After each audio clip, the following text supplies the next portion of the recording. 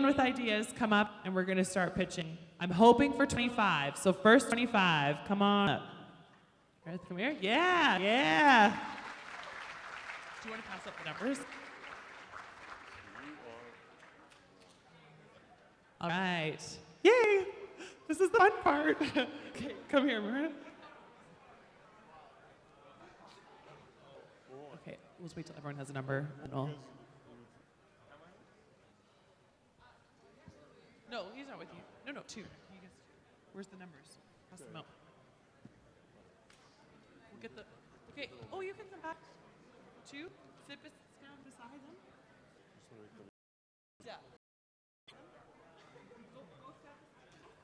Okay. Oh, yeah. Three. Oh no, you're gonna hold the ones at the tables. Three. No, it doesn't matter. No, if you're in a group. If you're a friend, go ahead. Need a mic? Go. Teams are welcome. 7, 8.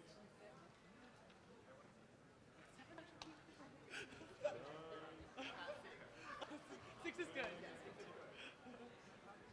11. 12.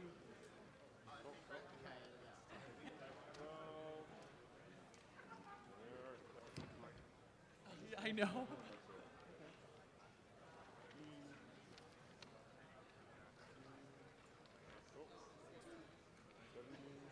Hi. I've got room for 6 more. We got If you 6 guys more have if anyone's ideas, got it. come on up. All right, we'll get started. And then if anyone has ideas, they can come up. Woo! Look at this.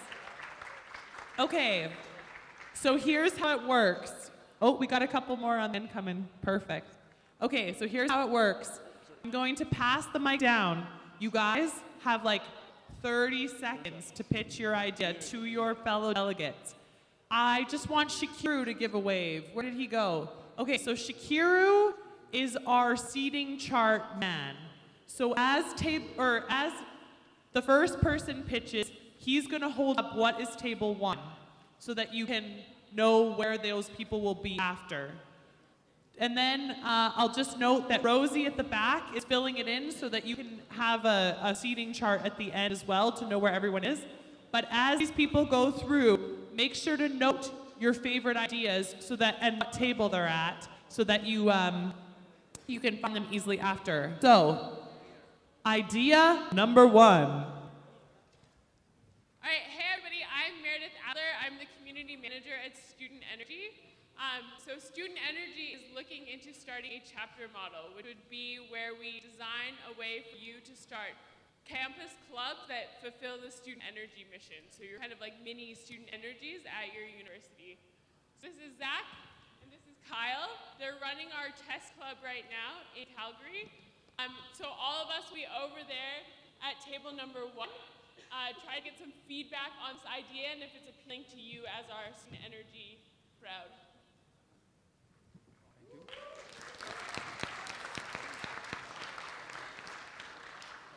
Hi, I'm Sudesh from India, and my idea is a social enterprise using a solar thermal technology to help our rural communities to pasteurize the milk in a sustainable way. And I'm looking for your ideas so that you can give me a feedback or whatever marketing techniques. Thank you. I look forward to your response. So that was solar for pasteurized milk. Hello friends, how are you? I'm Shashwat from India. So like you guys would be knowing that India has recently set a target of 100 gigawatt by 2022, in which 40 gigawatt is solar rooftops. So I'm like right now designing this financial scheme or a business model so that we can achieve 40 gigawatt of solar rooftops. So I'm looking for some ideas from you guys, and I'm at table number 24. So guys can come and discuss the things. Thank you. Okay, so that's 24. Sorry about that. We missed that. Hey guys, me again.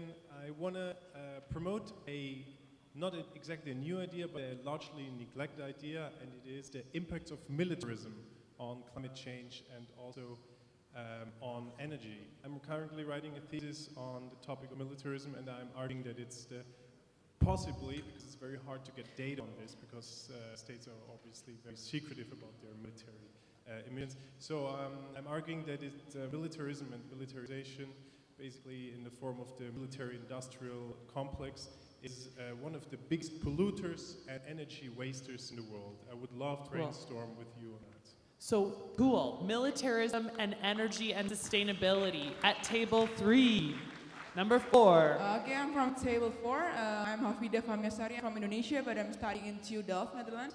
So my idea is to have development in green port. So like in Indonesia, green port is the efficient transportation for the distribution of the goods, but with zero building energy. And then also we use the biofuel.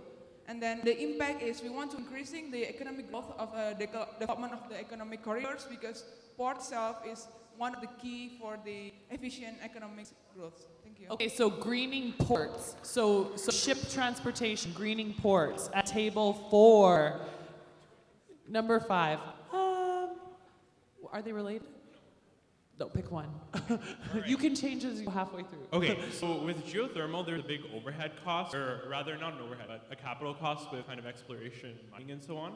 And there's a lot of areas in the world where you have kind of geothermal potential and mining operations happening at the same time, such as Alberta here out east. So what if you can reduce that cost by, doing a lot of the exploration and all of that around abandoned mines, for example? So yeah. So that's your idea. Geothermal retrofits. Geothermal, decreasing the capital costs of geothermal at table 5. Number 6. Hi, my name's Justin. I'm from Australia, and my idea is using, correct me if I'm wrong, Gabby, using nopals in Mexico for biofuels. Is that right? Nopals? Yeah. So using nopals, it's a cactus. Okay. Cactus for biofuels. So if anyone's Mexican, please come to my table. There we go. Yeah. So table 6, right up there, is cactus for biofuels. Number 7. Hello, I'm Kate and I'm from Ireland. My idea is creating more different ways that we can utilise tidal energy. Because you have wind and so on, but only the wind are there. Sometimes tidal happens every single day, every single hour, in the morning and in the night. So if you're interested, come to my table. Tidal power. All right, table 7, tidal power. Number 8. So hello everyone, I'm Victor. My idea is integrate commercially available renewable devices like wind turbines and tidal turbines into one single device. Like, I want to increase the general output of renewable energy, like with existing technology, and I want to do this as a business that uses existing technology. I don't want to create a device, like I don't want to manufacture. I just want to use things that exist and that can happen right now. So Number 8. So repurposing existing technologies To for create hybrid devices. hybrid devices at table 8. Thank All you. right. Number 9. Hi everyone, I'm Janice, one of the co-founders of Student Energy, and the first week of December in 2015, Student Energy is going to the UNFCCC Conference of the Parties, so COP21, in other words, what it's normally called. It's a big climate change summit where all the world leaders will be gathering in Paris. And so at table 9, I'm going to be brainstorming ideas on what student energy should be representing to the leaders on climate change. So if you want to be part of the discussion, come see me. So student energy's student energy's involvement at COP21 and how we can help all of you to be involved as well. Number 10. G'day, my name's Lachlan from Australia, and my idea is standalone and completely self-sufficient fuel stations, using hydrogen fuel, using water from the roof as your fuel, using electrolysis powered by solar panels on the roof, wind turbines in the field nearby, to have fuel stations completely off-grid and producing its own fuel. So just wanting to discuss this, if anyone knows of anything being done like this, issues, advantages, and general discussion of this idea. Awesome. So number 10, we have standalone fuel stations using hydrogen, wind, and solar at number 10. Number 11. Hi, my name is Billy. I'm from Ireland. I study energy system engineering. My idea is more of a business idea. we're looking to develop an app which will allow commuters to rate their commute. So I'd be looking for people to comment on features that we could put into that app, and if you want to know more about it, come to table 11. 11, commuter app. Commuter app at 11. Number 12. Hi everyone, my name is Manap from Lesotho. I want to start a company to supply air electricity in my country. And I want to supply small products, solar products in rural areas for poor people to access energy. So, small scale electricity. Yeah? Yeah. Okay, small scale electricity in which country? Air electricity and solar electricity in Okay. Lesotho, Southern Africa. In Lesotho. Okay, that's number 12. Number 12. Woohoo! Okay, 13. Salam for delegates. My name is Paras. I'm a public policy student from India. My idea is to connect urban with rural. I'm sure everybody has heard about billions of people living in the world, but what about connecting each and every village in the world? Let's say poor with rich, people have better modern services with the people who don't have, let's say, have and have-nots. The idea is to connect, just like student energy. Urban with rural. Urban village. Urban village. Upper village. The idea is to connect urban with villages. So plan out a venture. To connect villages. Yes, with the urban services. Okay, so, sorry. It's an urban village. I'm talking about Upper village. Yeah. Is it already existing? Yes. Oh, We okay. have it many Upper more. village. Upper village at 13. Just passed on that. Okay. Hey, Basra. I'm scared. By the way, I'm Boxer Corbett from the Philippines, and thank you. My first idea was like, I was thinking of volt fusion for the source of energy, but that's a little bit too technical. And I'm gonna push for possible unlimited source of energy for developed countries using the gravity itself. Oh, gravity energy. Gravity as a source of energy. Gravity, gravity is a source of energy at table 14. Thank All you. right. Okay. So, hi, I'm Chang Wen from South Korea. It's important to renovate metal technology. It's important, but we should know about situation of the energy and technology around the world and environmental system. Besides, after accident of Fukushima, we should use nuclear energy in safety. So this theme will be environmental issue and nuclear energy. Okay, so table 15, nuclear energy, safety, and environmental issues. Hi, my name is Rina and I'm from Canada. So my topic would be oil and gas companies' contribution to local communities. We've been hearing things like oil companies charging a lot of money to local communities. So why not ask them a question to where the money is going?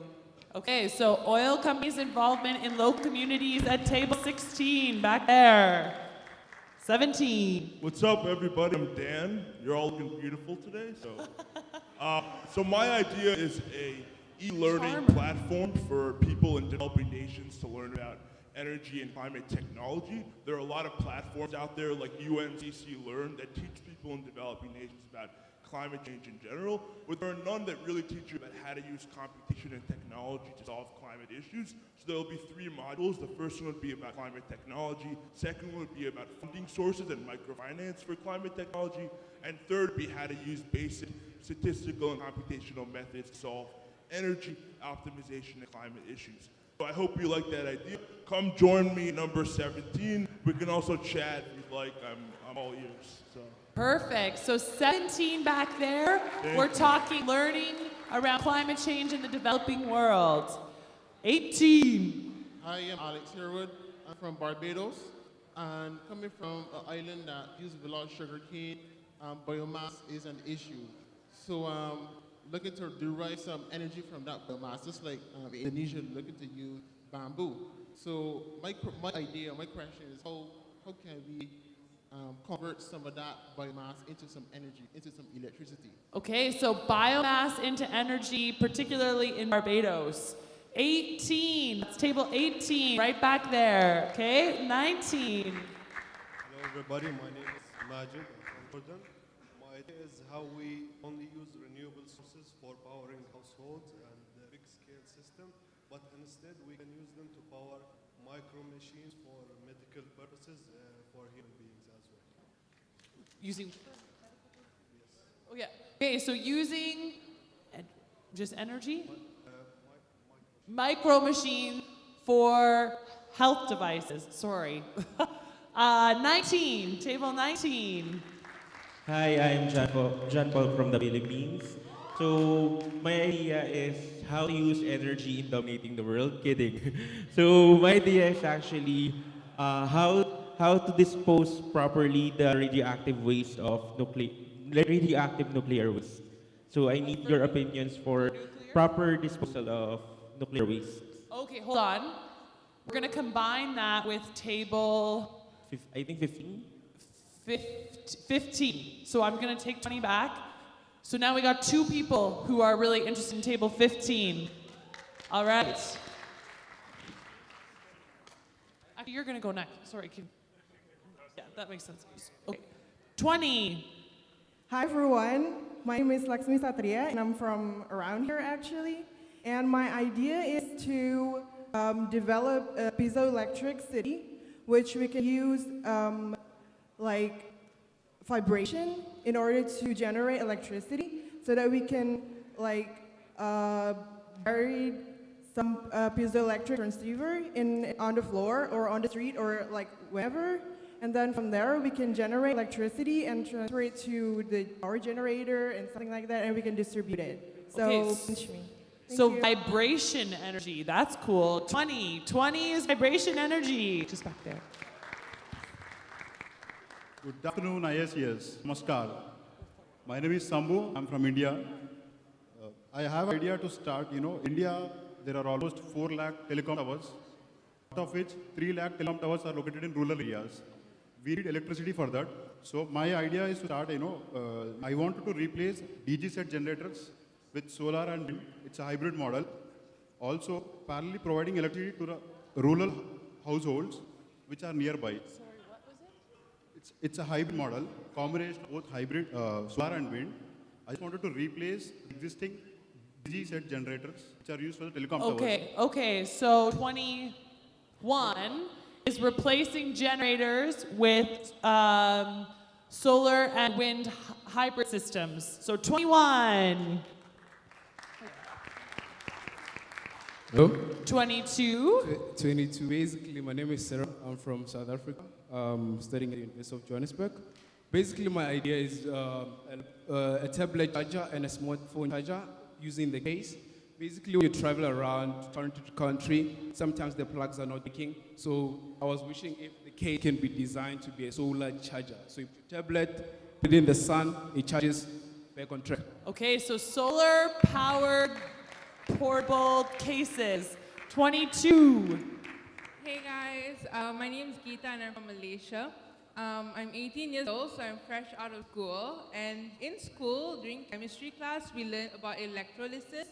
So I was wondering if we could use electrolysis, like voltaic cells, to generate energy for like small houses. So if you guys have any ideas on how to expand that, let me know. Okay, we had this somewhere. It was the Aussie guy with standalone systems and hydrogen. Where are you? Okay, back there. So you're going to join table, what is the number? 10. You're going to join 10. Perfect. Okay. Hello everyone, my name is Akash. I'm from Nepal. My idea is to develop a third generation solar cell, that is a dye-synthesized solar cell. In these solar cells, we use some organic dye like raspberry juice in a conducting glass. It's a very cheap and very efficient. Recently, like in my country, there is a high diversity of geography. Means there are more mountains in Himalayas there. We cannot get the electrical poles, and we cannot, the electricity cannot reach by the poles like hydroelectric power or thermal powers. So only the source of electricity is solar panels and the PV voltaic solar cells in which the silicon is used is very expensive to install. So we come to the idea with the dye-synthesized solar cells that to construct a PV photovoltaic cells, we can construct more than 30 dye-synthesized solar cells with a similar efficiency. Okay, so new technologies in solar at table 23. All right, go ahead. All right, guys, so we got 24, that's pretty good. Here's how it works. If no one comes to your table, don't take personally. There's tons of ideas up. It's just that people all have different interests, but we have so many people, I'm pretty sure we're gonna have great conversations at every table. So here's how it works. If you have a number, please stand up and hold it up high until everyone has kind of settled. And then everyone else, stand up, take a look at this thing here, and innovate. Go find your favorite table, and go.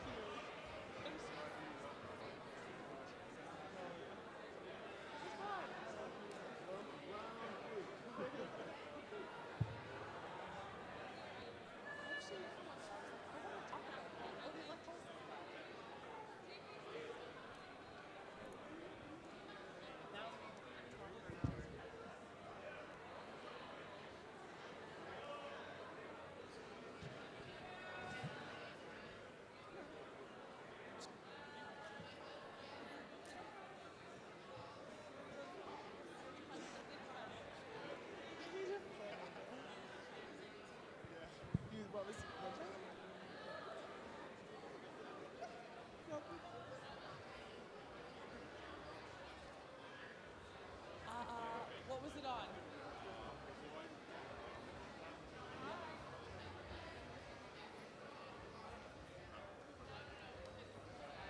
What about the guys in the...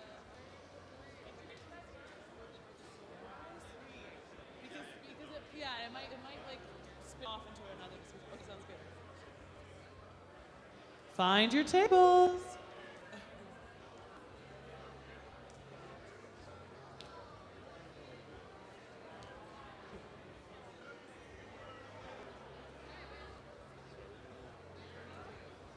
So there's 1 hour of conversation, and then we're going to do some report backs.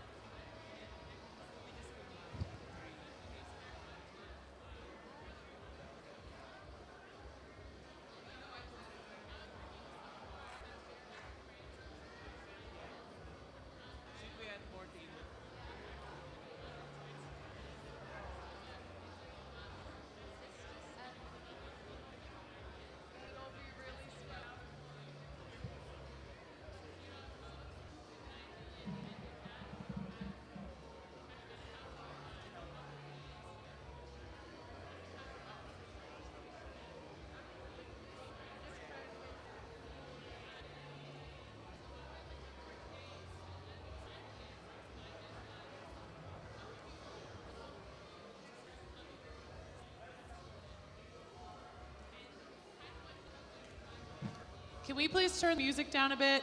People can't hear each other. Thank you.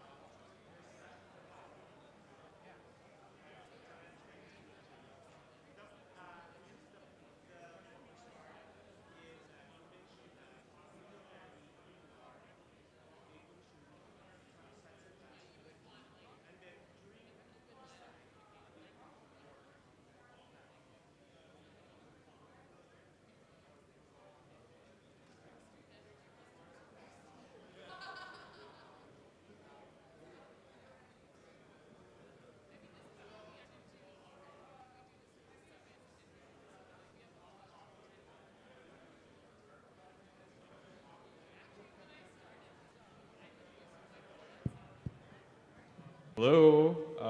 Sorry.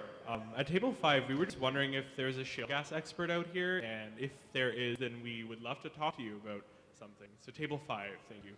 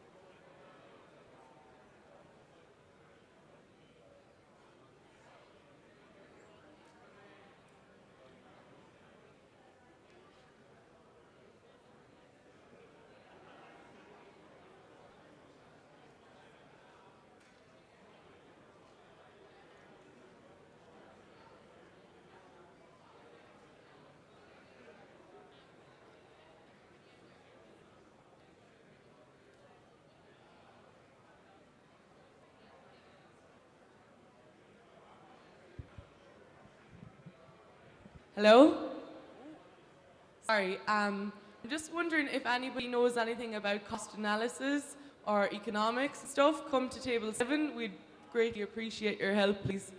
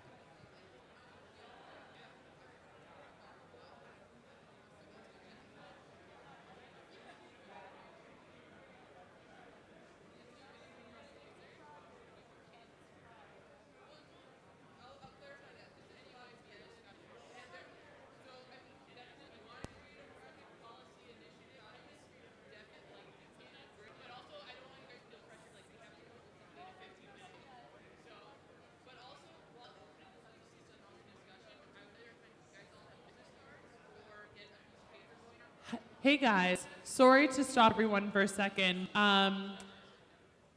Especially because you're in rich dialogue. I just have a time constraint, so I have to do this. So everyone remembers Nolene Heiser from the UN who spoke, I believe. She lost her delegate bag and her speaker token of appreciation, and she goes to the airport in 10 minutes. So if everyone could just look around at if there's any delegate bags by you, that'd be good. While you're doing that, one of our students from New Zealand also last night at the cultural night lost his delegate bag with a red jumper and his passport in it. So if you come across that as well, please let me know. And someone lost their black iPhone with white trim. So if you've come across that, please notify us. So Nolene Heiser's speaker trophy in a delegate bag. Oh, the phone was found, and a New Zealand passport in a delegate bag. So if you could just take a quick look and come to me if you find it, that would be greatly appreciated. Sorry to interrupt all brain power going on. Get back to it.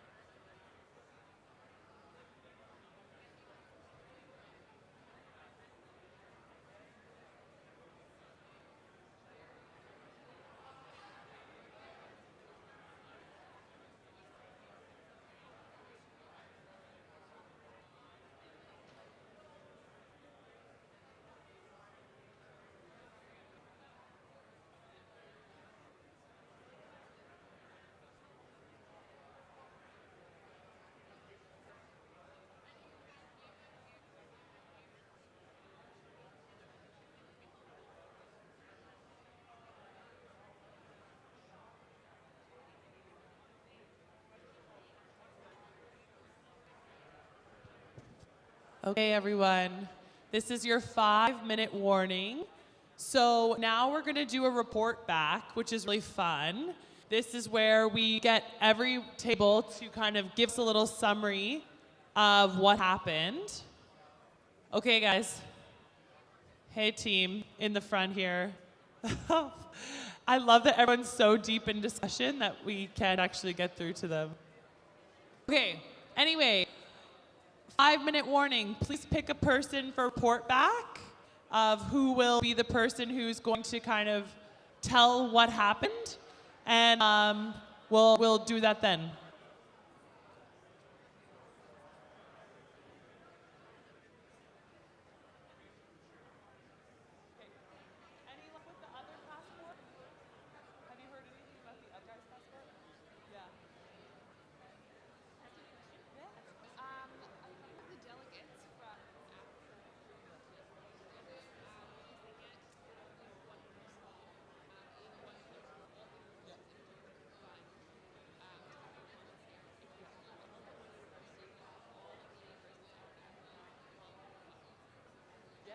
Like I said, someone would have to sign. Yeah, so like have that one super live and have be part of it. Yeah, yeah, for sure. That's allowed. Yeah, that's kind of in Cape Town. In South Africa, it was like multiple schools. So yeah. Yeah, yeah, for sure. Cool.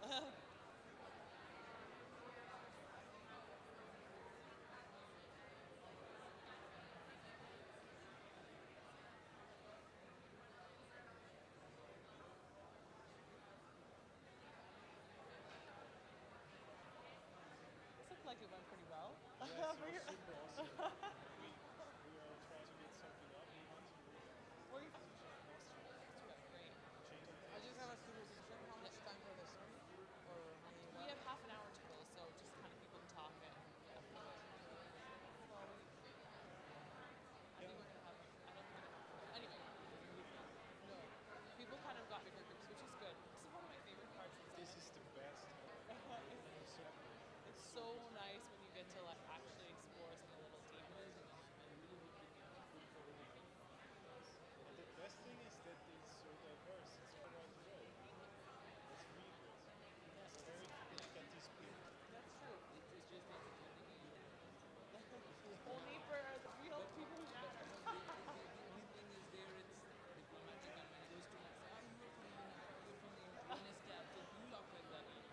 It's so true. And here it is. I'm actually going to work for UN this fall, and I'm like, I don't know how I'm going to deal with the bureaucracy after doing.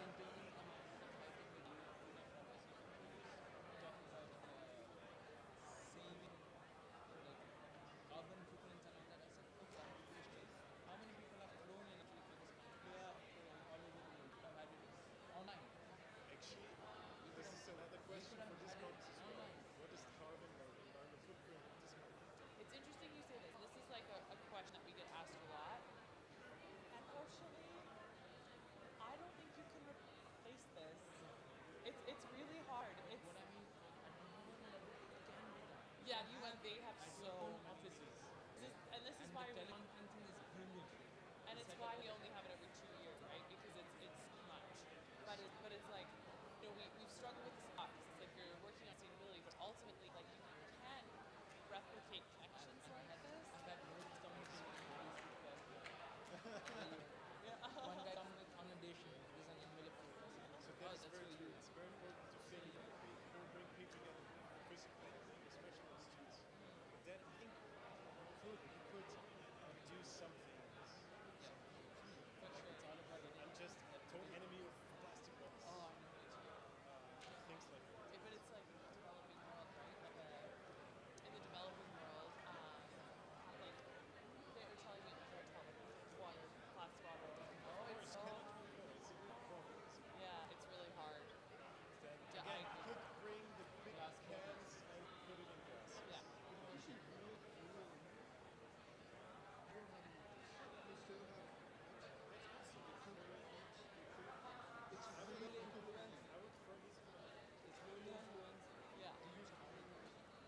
Okay, so guys, we're doing a report back. Okay, guys. It's report back time. Case, hey, group in the front. Hey everyone, we're up here. I don't think they're clapping for me. Hi, we're here. Everyone. Okay.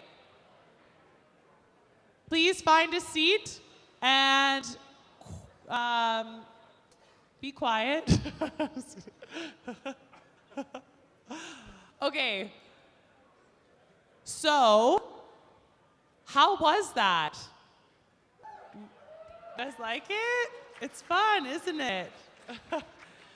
All right, so I'm looking for any volunteer from any table to come up with standing mics and tell us what happened, what you learned, any big takeaways of brilliance, any companies that are forming, any organizations. So can I get a volunteer? Here we go, yeah.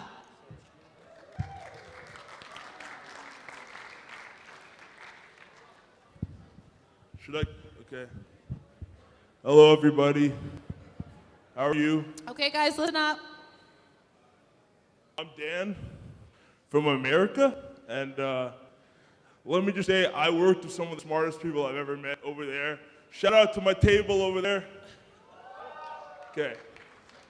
So we had some really good ideas. So basically, we're building off of some of what the United Nations started with UNCC Learn, which is basically a climate change e-learning platform, but we're trying to build an e-learning platform for climate technology in developing nations to help people get more access to knowledge about climate tech, clean energy tech, and funding resources for that technology. So it's really sort of an incubator online for people to get more support if they would like to start a clean energy venture or if they just want more information on it. And it will also help microfinance institutions have better ventures and better ideas to fund. So really we separated our idea or our company into three different aspects. First, how we would start it up. We would aim to get support from universities and academic students, and we'd also aim to get... Okay, guys, this is listening time. Listen. Please give your fellow peers their chance to report back. Thank you. I'm almost done, I promise. I'm almost done. And then, and we aim to get UN accreditation as well. And then in terms of content, we want to teach people about climate technology, about funding resources and alternative funding for climate tech, and also different computational and mathematical techniques that they can use to get to optimize the resources they already have available. And thirdly, in terms of the development of the application, the different workshops that we're aiming to build, we're looking at like sort of a pollinator model where we could educate educators, have educators teach communities on clean energy technology, and we would tailor it to different supply chains and sort of aggregate data that way so we can know what different communities, what problems exist in different communities, and how they can address those specific problems. So thank you. I hope in a few months or a year or so we can actually build an application or have some sort of workshop that can teach people about climate technology and alternative resources. And if you'd like to work with us, come speak to my table over there. We have some really cool ideas. One guy has a PhD, probably the most impressive person I've ever met. So yeah, like, thank you. Awesome. Thanks, guys. So my buddy Julius here, is our little Instagram photographer. So he has suggested that if you would like to get some of these tables in a full photo for Instagram, come on up and we can take a photo. Or after? Okay, so that table, come up, we're gonna get a quick photo. Come.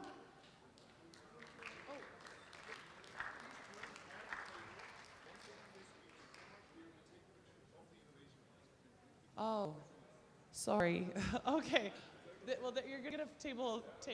Okay. Just 1 second, then we're just gonna get a quick photo. Actually, that's gonna be quiet, so you go ahead. I have your mic. Oh, you have your mic, okay. Okay, this was electrification. 18. Barbados, right? Yeah, Barbados and using sugarcane biomass. Okay, so here we go, another report back.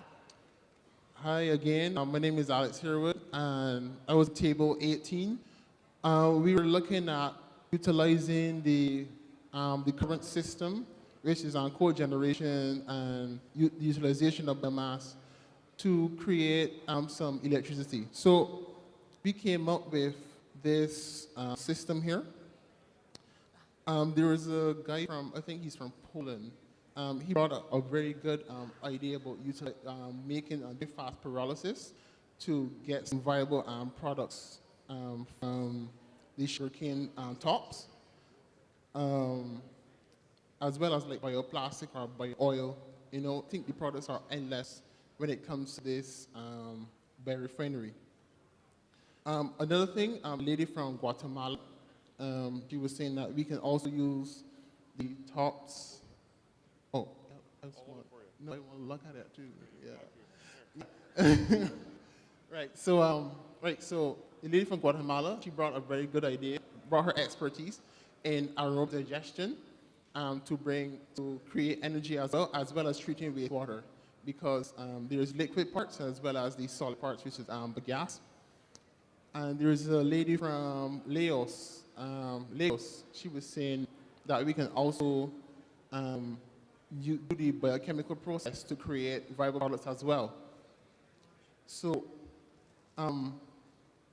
this can be used in my country to not only get molasses and the sugar from sugarcane. You can also get, you can use fermentation to get ethanol. You can create energy with the methane, and you can get viable the other products. You have to go through the whole process to figure out which products, but mainly just the bio-oil, and you can probably develop some plastics as well. So I mean, like, this can go to my country and possibly be a process that can be implemented. Woo! Awesome. All right. I love that there's diagrams even built. Okay, next one.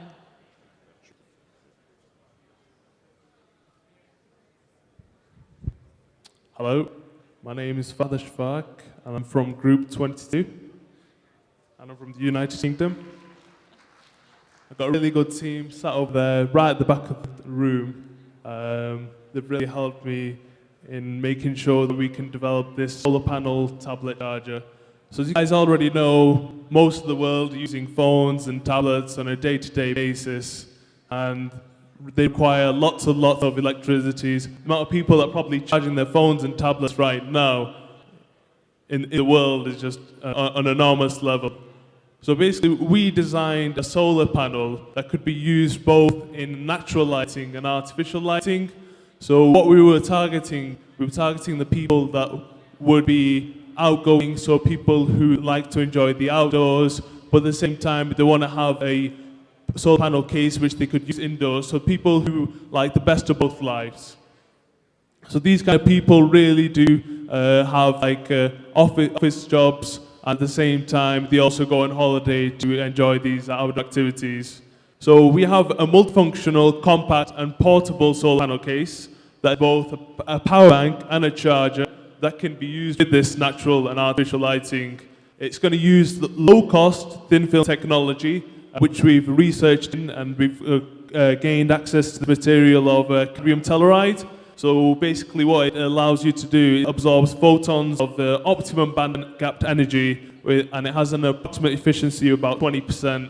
We're also looking at the potential of integrating such technology into cases from big industries like Apple and Samsung.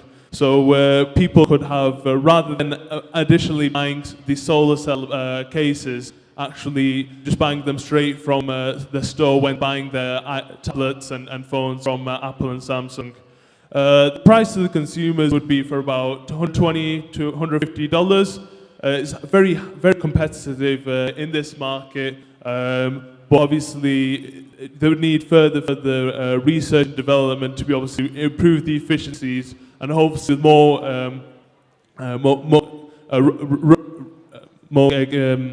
giving this to more consumers. With more consumer usage, the cost will probably go down. So hopefully in the future, I expect like a lot more people to be investing in such technologies, and hopefully this will be given to more people who really don't have even energy, people who will really want smartphones and phones like in developing worlds, because obviously a lot of these countries have access to big solar energy. So thank you for your time, and once again, I can't thank my group enough, Team 22 right back there. Guys, you did a really good job, and if you want to take a photo, just come to the front. Awesome. All right, another one. Just try and stay really quiet, guys, while we're listening to everyone's report backs. Thank you. So, my name is Victor. I worked with Group 8. We were mainly discussing why should we do hybrid devices today. And the thing was, as time passes, we are close to irreversible damages to our environment and stuff. So we came up with amazing ideas with mixing from underwater geothermal with tidal turbines to wind turbines combined with tidal and wave modules, which was amazing. And we mainly thought about countries that are on development and they need to quickly shift to renewable energy. And thank you very much, guys. It was very nice talking to you. We had an amazing... I had the first idea and I proposed the topic to them, and the way to develop it was really good, so I would like to thank them very much.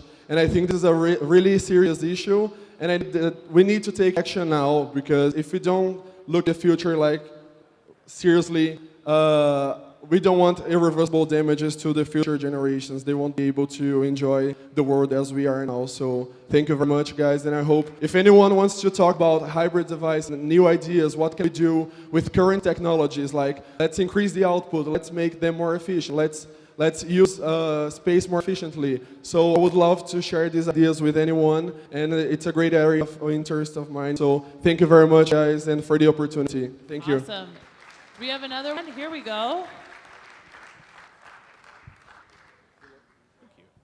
Hello, everyone. So I am from Group 5. So that was our topic that we started off with, at least, was how can we decrease the cost or the capital cost involved in geothermal by retrofitting abandoned mines. And so we had the lovely Mr. Chris Bromley, who was part of the geothermal panel, kind of just leading the discussion at our table over there.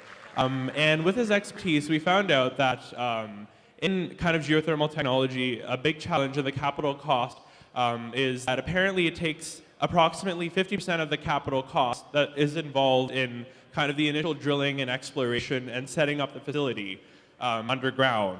And so that was kind of the demand, to reduce the cost. And then we noticed that there's a supply in abandoned mines kind of in places that we've had a lot of mining. So certain places in Alberta, places I know out here in Indonesia as well that we were looking at. And a lot of these places also kind of have geothermal capabilities that have never really been tapped into that much. I know in Alberta, for one, they've never really been tapped into. And so we found this supply and we found this demand, and we realized we have a business opportunity. And so while we were doing that, we also found some really other kind of cool things that we could do. So one thing we realized is that in today's shale gas drilling, we have kind of horizontal drilling, and that kind of increases the surface area of the drilling area by a lot. And so we could kind of use that in combination, retrofitting that with geothermal capabilities, and kind of use that to generate geothermal as well. Another thing is we have some working on a thesis on basically reducing pipe corrosion by using aluminum coating, and kind of also replacing titanium pipes, which were really expensive, by using coated steel pipes. And so where we're going now is, I guess, we're having email collaboration with Mr. Chris Bromley, and yeah, so thank you. Woo, awesome. Okay, who's up next? Oh, here we go. Two lined up. Hi, everyone. I'm from Group 20. Where's my group? Woo!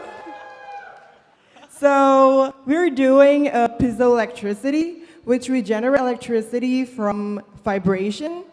And our target area and also target market is actually in a urban households, which we will plan it on office building and also schools, dance floor, malls, or wherever there are a lot of people and there are a lot of traffic, and also not limited to some roads, but it will require a lot of technicalities. And this project is actually not all about technicality, but it also shaping human behavior, because we've been talking a lot about electricity to rural area, and what we don't really do is that shaping our behavior in this city, in this urban area where people are having abundance amount of electricity, and that is we also need to take care of, that to shape our awareness and our behavior on energy consumption. So by doing this one, we actually will have this piezoelectric floor, which the piezoelectric transmitter will be planted underground or underfloor or under whatever we will step in, and then we walk through it. And then it will produce electricity in a DC car, in AC current, sorry. And then it will go to a transducer, and it will go to amplifier to amplify the voltage. Oh, thank you. And then we will also have this redundant system, just in case bad thing will happen. And then after that, we can generate it, and we can make it to electrify to light on light bulbs or whatever. And then I'm saying that this will be a very good step in shaping human behavior, because from this one we also planning it by making also a mobile application where we can know that once we step in it, like, I'm pretty sure that a lot of you guys know about Nike or any other app that can count how many steps you're doing and how many efforts you're doing and how many calories you're burning. So it will be pretty much like that. So we'll count how many steps you're doing, and also how much is your burden, and how much effort and how much electricity you will generate. And it will also count how much energy you use per daily. Like, for example, you're lighting a light bulb, you're charging a computer, how much it will cost, and how much energetically it will cost. And then you will also know how much is your energy storage actually is, how much you're earning, how much you cost, and also how much is your storage, and how much is actually you owe to all the fossil fuel or to all the current technology. And that is, I'm saying, it is encouraging in shaping human behavior, and also shaping and encouraging energy efficiency and also energy awareness in all of us. So yeah, it's pretty much it. Thank you very much. Awesome. All right. Table, I can't remember what table it was, 20, I think. Okay, next one.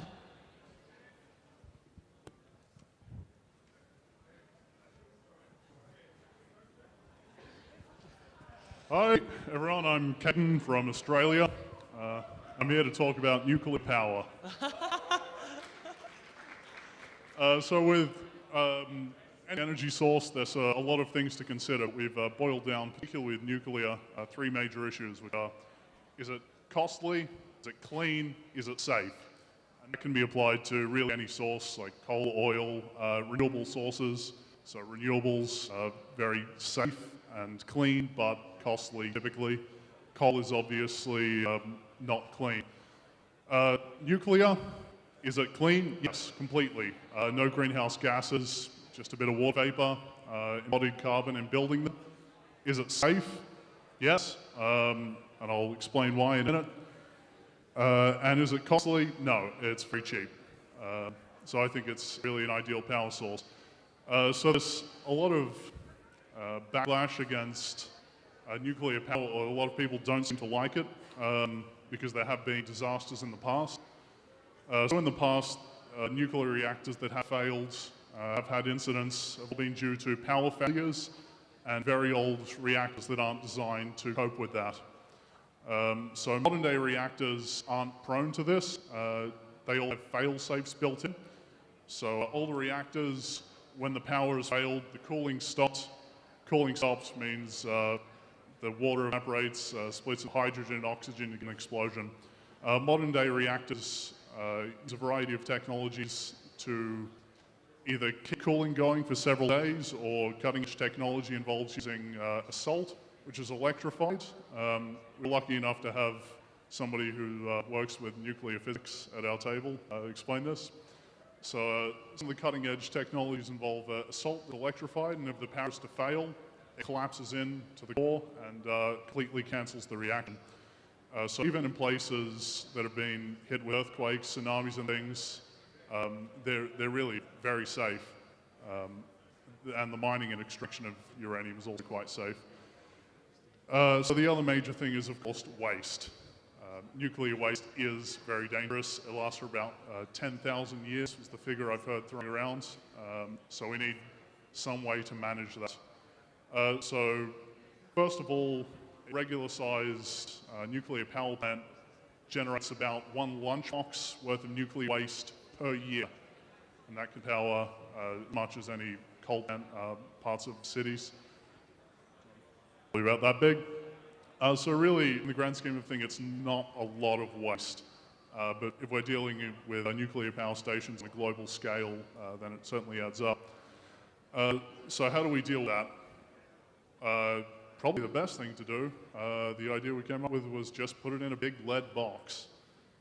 So lead's perhaps not the most ideal storage, because it will degrade over time, over hundreds of years, we're talking. But potentially materials might negate this issue. Transferring it from an old storage container into a new one every 100 years is honestly not very expensive, given the timescales. And the other thing is, to be absolutely safe, put it somewhere well out of the way, somewhere it's not going to do any damage. Sorry, yep. Yes, our theory was in the middle of Australia, where there's no one there. In a big metal box. So then really the only issues are the nuclear materials, exporting to potentially dangerous countries, maybe North Korea or potentially Iran, and what the global regulation should be on the import and export of nuclear materials, including waste. But I think that's all a solvable issue, so really the only issue with nuclear, I think, is public opinion. And at an energy conference like this, it seems very focused on renewables. Why not nuclear? All right, great, thank you.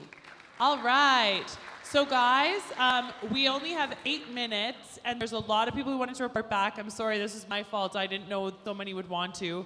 So I'm gonna be timing, keep it to like a minute 30. So be quick. Hello everyone, I'm Sebastian from Mauritius. So on our table, we were on table 14. We were talking about how to bring energy to rural communities in Lesotho, South Africa. And it was a big of a brainstorming group. First of all, we noticed it is essential to have a grassroots level work so that we can identify the needs of a local population and what would be their energy needs. For example, do they need energy for cooking? Do they need energy for electricity? Second point, we also, and a very important point, we define what we mean by inculturation, which means using solutions that should fit into the culture where we use the solutions. Good? And lastly, but most importantly, I think, we were also talking about the financial part. So how we will get the money to do the development. We were talking about mini, micro loans, pay-as-you-go methods with mobile phones, help from NGOs, and community involvement and finance. Thank you. Awesome, thank you. And a minute, like a champ. Thank you. All right. Hi, good afternoon, everyone. Do we have energy from here? Woo! And by the way, we're number 3. We're talking about military and climate change. So let me just pass over this microphone to my colleague. Thank you. Thank you very much. You're the best entertainer at this conference, I think. So I want to say thank you to all of the people who came. It was a super lively debate. People were really interested. We were all pulling on one string. I'm super happy and motivated now that there's something going on. We want to bring our topic to the COP21 and tell the people that we need some awareness for our issue. And basically our message is that the military-industrial complex, militarism, is arguably the biggest polluter and energy waster in war, but more so even in peacetime. Yeah, and basically, why do we need to talk about this topic? Military and climate change has been a neglected topic and no one is talking about it. And according to him, it's the polluters and energy consumer. And we want to divert the budget to the environment funds. So as the solution that we have arrived to, as a team, we want to have a project or campaign about sustainable use of energy coming from the military, raise awareness, and raise this topic to the COP21 agenda so that in the end we can have an oversight body of experts to monitor and implement the military sustainability. Awesome. And I hope everyone will join us with this campaign. Thank you. All right, 1 minute, go. Hi, I'm Sudesh, and we are developing a self-sustained milk. So let me directly come to the research part. What we discussions went when we were supposed to do. First one, to do research survey. We were asked to do research survey for funding like World Bank, crowdfunding, etc. And next, knowledge base. In the knowledge base, we were planned to do like a trial runs. Based on that, we are going to make videos, photos. We are going to publish it, and based on that, we are going to educate the rural people. And next, we have discussed like what are the advantages will be done by using this self-sustained solar milk pasteurizer, and it improves the economy. It helps to self-reliability, and it's a sense of ownership for loading the work efficiency, and it helps to what we call it. And finally, we concluded that there are 2 types of target groups which need to be concentrated. One is either we say the farmers to pack and sell it, otherwise let them pack and let them sell to the what we call any large-scale industries. And finally, I would like to thank personally to all Shakira ma'am, Shanidhi sir, and Mohtaz sir, Naik sir, Jia sir, who helped me to get a Fraunhofer context. And finally, our Indian BIT Pilani students, especially Shrikant and Nikhil. Thank you so much, guys. And Kalpesh, thank you. Okay. All right. Okay, so quick announcement. We've hit time, but it's just coffee break, so we can run like 10 minutes over. But if anyone wants to go get coffee, go get stuff, you're welcome to. But we're going to just let everyone report back really quickly. But feel free to, if you have to go do things, that's fine. Okay, we are from Group 4 from Green Port Development. So for the real application, we use the case of Tanjung Priok in Jakarta, and we have a goal to have less emission and cost energy efficient for port operation. So we will have 3 big ideas. The first is we use the less energy and emission of the automatic vehicle crash, and then we have a railway system for transporting the logistic to the other regions and to the like Depok, Serang, Bekasi, Tangerang. And then we have a third solution is for energy building. So the total cost is 2.4 billion US dollar, but maybe it's a very high investment, but now it is also conducted the study from the World Bank. So it must be very beneficial because it will increase the economic growth from Jabodetabek. So it's Jakarta, Bogor, Depok, Tangerang, Bekasi. So yeah, we need to have this one for the archipelago country of Indonesia. Thank you. Awesome, thank you. Okay, let's go. 1 minute, go. Okay, my idea is, I'm Akash from Nepal, and my idea is on third generation solar cell. which is the dye-synthesized solar cell. I didn't get many participants because this is a very new technology and not yet been commercialized in any part of this world. So while talking about the background, first generation, there is a silicon-based PV volatile solar cells, which is very expensive and fragile and very happy to carry to different places, like if you want to go where off-grid community like high mountains or hilly areas. In second generation solar cells, it is thin film solar cells, which is less costly but very less efficient. So we consider the third generation solar cells, that is the dye-synthesized solar cells. In this, we use natural dye like raspberry juices or any kind of juice which we can use as a dye. So in these dye-synthesized solar cells, when you produce solar cells, it's very economic, means very less costly, and it gives a very good efficient, means it is affordable to many households and can be taken to any places, means it is portable. Awesome. Thank you. All right. Next one. There we go. Yeah. So basically, we drew some beautiful pictures of Nepal next to us. So have a look. Basically, 800 million people go to bed hungry in this world, and with climate change, it's going to get a lot worse. So 1/3 of the total land mass in the world is desert. So we need to utilize our deserts to either make food or make fuel. There in Mexico, there's a plant that is a nopal. There we go. And it requires little water, and it grows in very hot conditions, and it's a very good plant that goes all around. So what we can do with this particular nopal is we can turn it into a refractor, which then turns it into biogas, which then you can use as electricity. It's basically a more sustainable source of energy compared to natural gas. We think it's more efficient. Awesome. So thank you very much, and go Mexico. Go Mexico. All right. Who's next? Extra. Go. Hello, my name is Voxer Corbett again from the Philippines, and we are discussing about the gravity energy. It's actually an out-of-the-box sort of energy, and it's a little bit crazy. And we actually got the concept from the gravity light, but as far as we discussed about different ideas, we came up of like making it a bigger source of energy if it's going to be possible in the future. So there's no need, there will be no there is no waste of energy or something like that. It's just the force of the gravity. And yeah, basically it's just a concept of where people will pull it, and then the energy of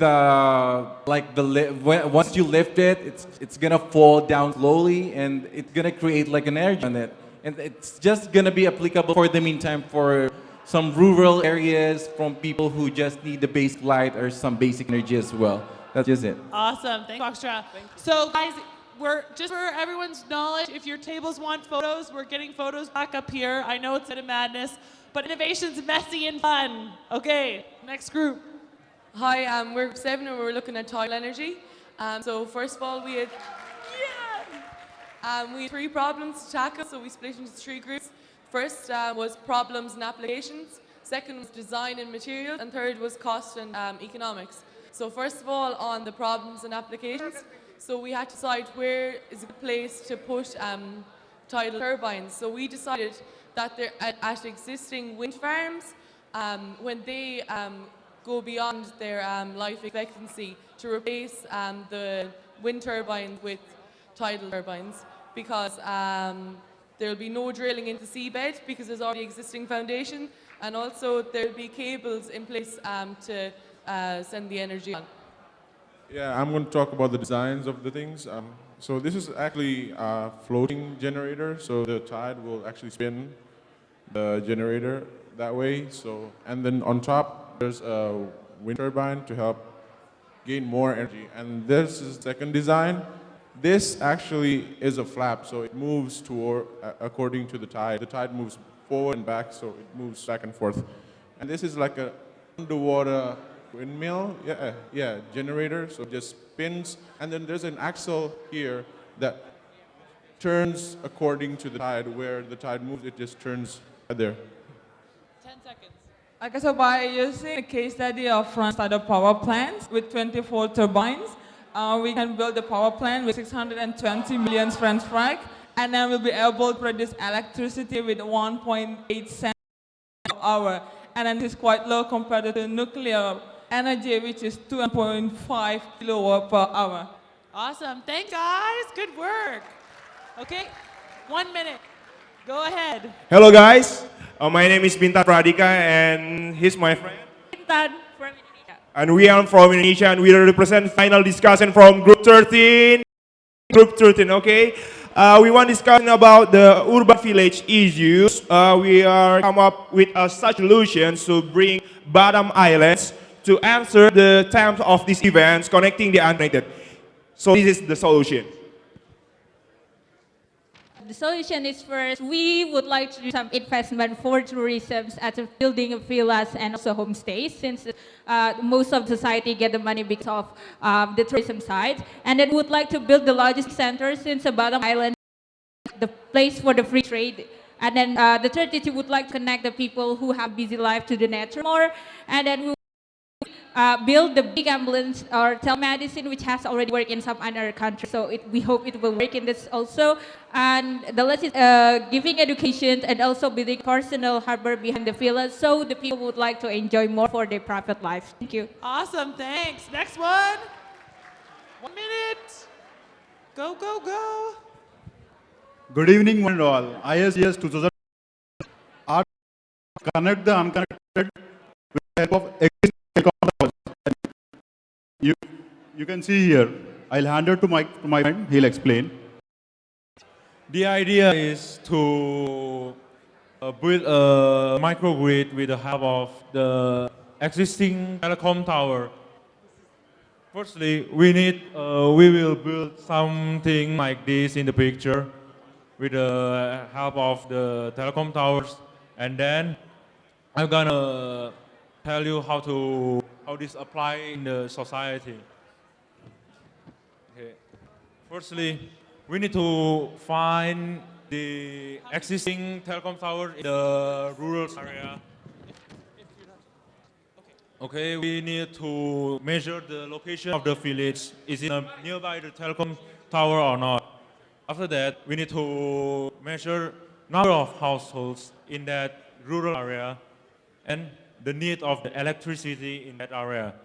Awesome. We need to approach the telecom towers, and then we need to apply the application to build some power grids, the hydro or something else that suits the area in there. Awesome. Okay, thanks, guys. Thank you. You can get a photo with your group back there. Okay, next one. 1 minute. We have 3 groups. Hello everyone, we are from Group 24. My name is Muhammad Mishat from going to present about 40 gigawatt project in India. As you can see, India has different policy in each state. They have 28 province and each has different regulation. Now we are focused to achieve that 40 gigawatt, we focus more on the business model, the policy, and the finance. Business model, our idea is we use the PPA model. The model that you don't need to put your money, and within the 20 years you can get the solar panel freely from the supplier. And the finance, according to our budget income from the government, we suggest that there are some kind of taxes, renewable taxes. It costs only 0.5 from the commodity tax. And sorry, I will make it quick. Last second. Yeah, and from the policy regulation, we suggest that there are harmonization between each province, and there are strong regulation from the central government. So each province has to connect all the regulations together. Awesome. Okay, thank you. Okay, next one. Chapters. Okay, 2-1. Woo! Yeah, okay. So I'll make this short and sweet. Like I said, I'm Meredith from Student Energy. So we discussed Student Energy's new global chapter initiative, and we talked about so many things that I can't cover in a minute. But our big thesis is that we want a way to have campus clubs and expedite the process for clubs to be established so that you can do really meaningful things in your communities with your clubs, but then also to create kind of a global student energy family where the chapters are united both on online platforms and then through different in-person events. So if you're interested in hearing more about it or getting involved, please fill out the form that's going around in the email, or just email me at meredith@studentenergy.org. Awesome, thanks. Next one. 1 minute. Hi everyone, we're from Group 19. Our topic of interest was using a piezoelectronic device between the ribs and the apex of the heart to generate electricity using the beating of the heart and power a pacemaker. Demonstrated, this is our National Geographic worthy illustration. There's the piezo, one side's connected to a wall of the heart and the other side's connected to the rib. This eliminates the use for a battery, which would normally have to be replaced every 5 or 10 years.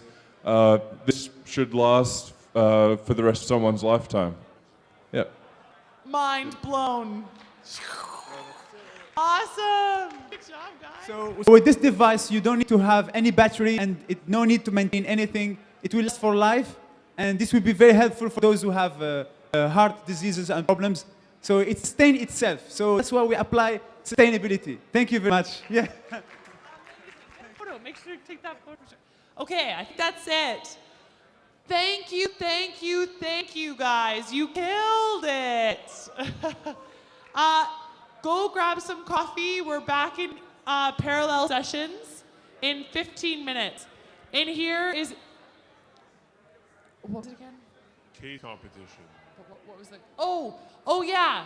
We're really short on votes for the case competition. So if you haven't had a chance to go up to the research area and vote for your favorite winner, please go do so during this coffee break. We're in parallel sessions next, and I don't have those written down, so please check your brochure to know where you're going. Thanks so much, guys. Innovation is crazy and messy and awesome, and you all did such an awesome job. Woo! That was so fun.